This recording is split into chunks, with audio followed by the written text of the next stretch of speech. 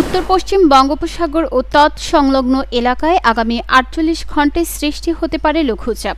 এর প্রভাবে সারা দেশে বৃষ্টিপাতের পরিমাণ বাড়তে পারে বলে জানিয়েছে আবহাওয়া অধিদপ্তর।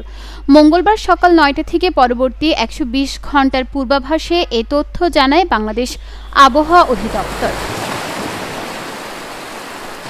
আবহাওয়াবিদ ডক্টর মোহাম্মদ আবুল কালাম মল্লিক জানান, আগামী ৪৮ ঘণ্টার মধ্যে উত্তর পশ্চিম বঙ্গোপসাগর ও তৎসংলগ্ন এলাকায় একটি লঘুচাপ সৃষ্টি হতে পারে। তিনি আরও জানান, রংপুর, ময়মনসিংহ ও সিলেট বিভাগের অনেক জায়গায়, রাজশাহী ও চট্টগ্রাম বিভাগের কিছু কিছু জায়গায় এবং ঢাকা, খুলনা ও বরিশাল বিভাগের ২-১ জায়গায় অস্থায়ীভাবে দমকা হাওয়া সহ হালকা থেকে মাঝারি ধরনের বৃষ্টি বা বজ্রসহ বৃষ্টি হতে পারে।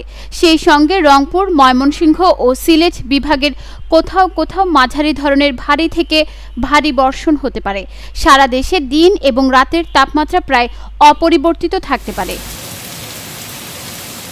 নিউজ ডেস্ক, চট্টগ্রাম সময়।